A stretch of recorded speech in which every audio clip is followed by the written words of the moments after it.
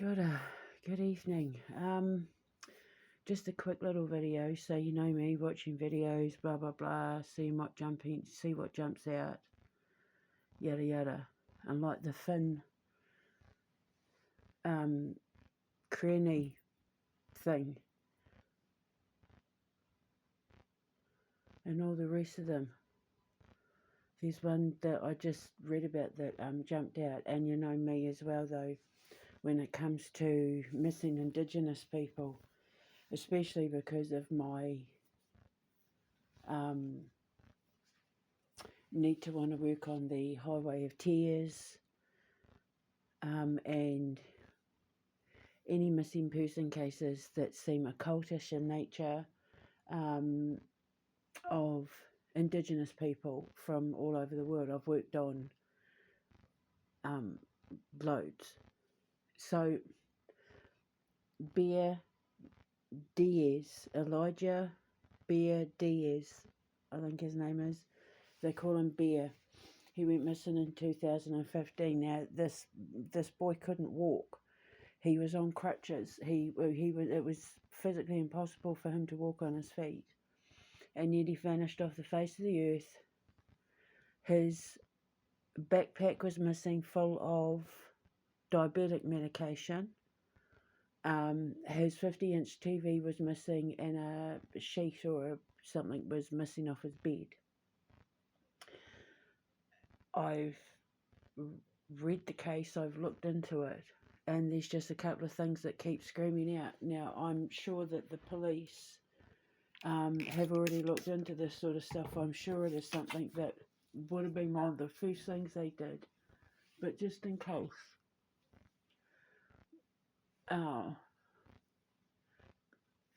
from the clues that I've seen, they sprayed luminol, but luminol, if he was strangled, if he was suffocated, if he was bound, bearing in mind he couldn't walk, and they wrapped him up in the bedding or whatever to remove him, and they didn't actually physically harm him there, because you have to remember he was already rendered helpless. He couldn't run away. He was literally, whoever targeted him, the mother says, knew his routine.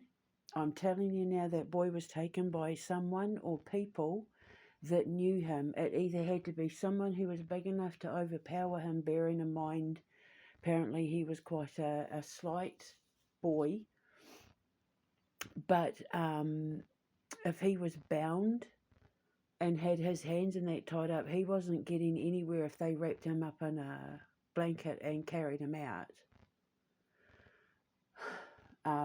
They could have absolutely have done that 100% without him being able to do a damn thing about it, without there being any body fluids or blood shed.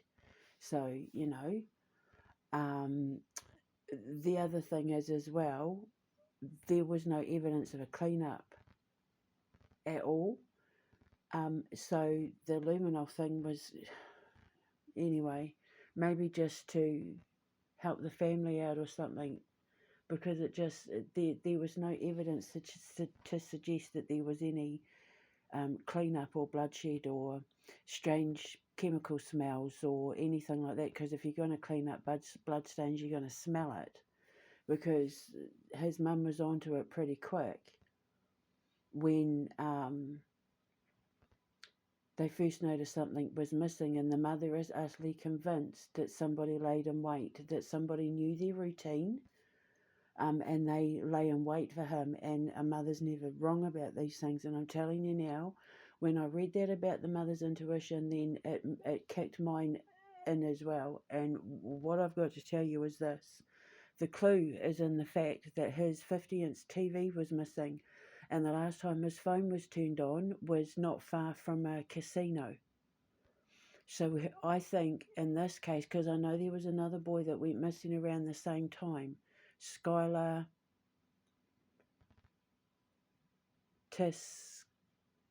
I'm going to pronounce it wrong, Tisico.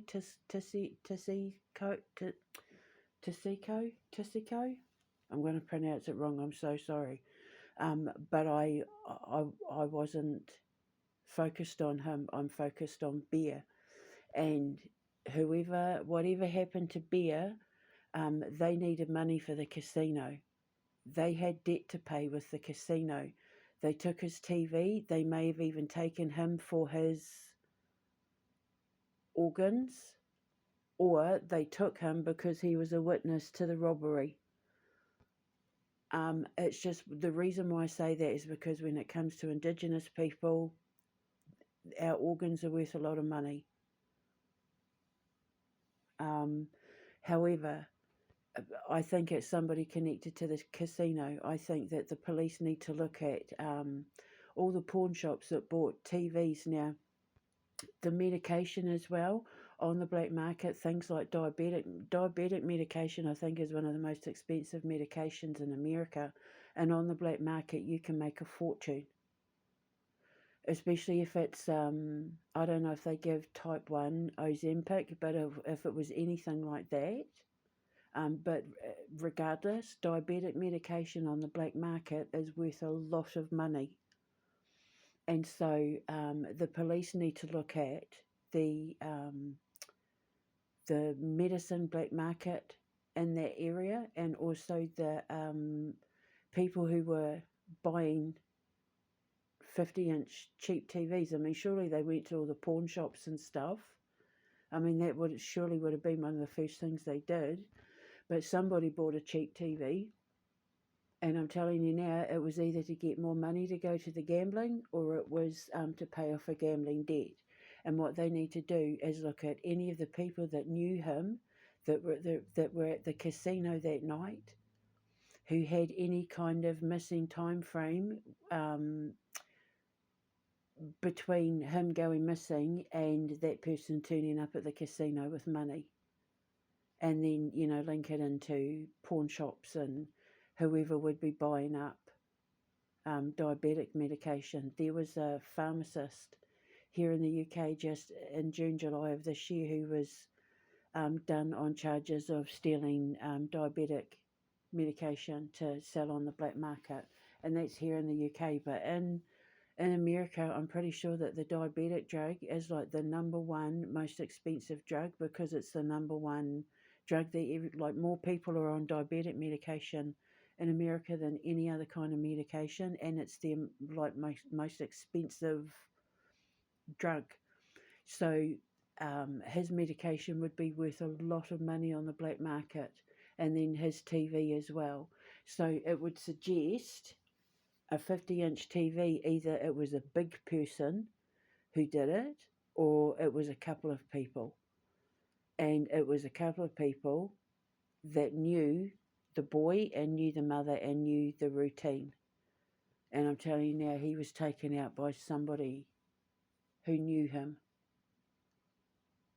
And I think it's pretty obvious that poor kid isn't coming back.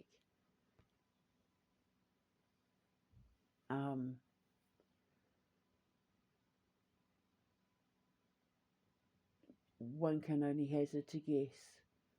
But if they knew people that were buying medication on the black market, then the alternative would be organs, because organs are worth a lot of money, especially with Indigenous people. That's what the Highway of Tears is all about, for trafficking, breeding and organ harvesting. It's why it's a case that's very, very close to my heart.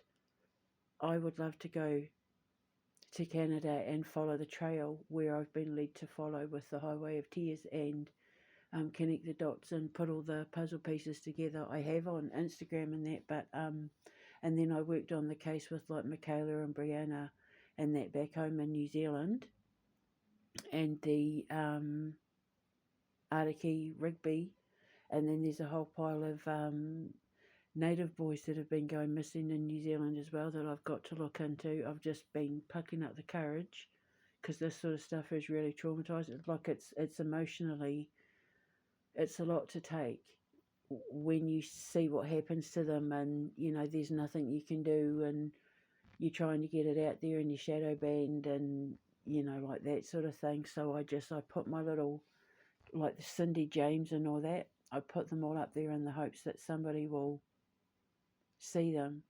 Now, I'm not claiming to be right in any of these things. I explained yesterday my outlook on working on missing people cases, but um, if I'm wrong and they turn up alive, then that's absolutely fantastic. I would happily be wrong. But if I'm not wrong and anything that I say can solve it, bring someone to justice, bring the family closure, bring the people home, whatever, then I take the risk. But that was the first thing that jumped out at me, was that it was an inside job, like the mum said, and he was robbed for what quick money they could get, to get money to the casino, which means they probably should look at somebody more than likely bought his phone as well. So yeah, so I'm just putting it out there. And we just see what happens. But you know, I think that it's better to speak up in case someone says something that can solve something, say something to solve something. It's better that a million of us put different opinions and thoughts on YouTube and in the hopes that one of us is right and finding answers for their families, than nobody saying anything at all, thinking, you know, oh, people are going to think I'm crazy because I read clues in the investigation, or because I had a dream, or because I had a feeling, or because I had a vision, or whatever. We can't all be wrong. And yeah, so I'm throwing my hat in the people who can't all be wrong. Because the thing is, if I was a mum, and God forbid that was me, I'd be wanting someone to say something in the hopes that they solved something. I couldn't bear the thought as a mum of being out there in the world not knowing if my babies were safe. You know, like, you know, my story and everything I've gone through to try and make sure that they're safe now. So, you know, turn of events, blah, blah, blah. But, yeah, a mother never stops fighting for her children. I'd fight to the death for my children. So to be one of these mothers who has to go to bed every night not knowing, you know, like with Keith and the Yorkshire Moors and all that. So anything I can do, I'm going to do it. So I'll put links in the description box below. I'm sure the police would have already looked all this sort of stuff up. They're kind of just scratching their heads. He couldn't walk. So, yeah. It's a start. Anyway, I'll speak to you later. Ka kite anō. Mwah.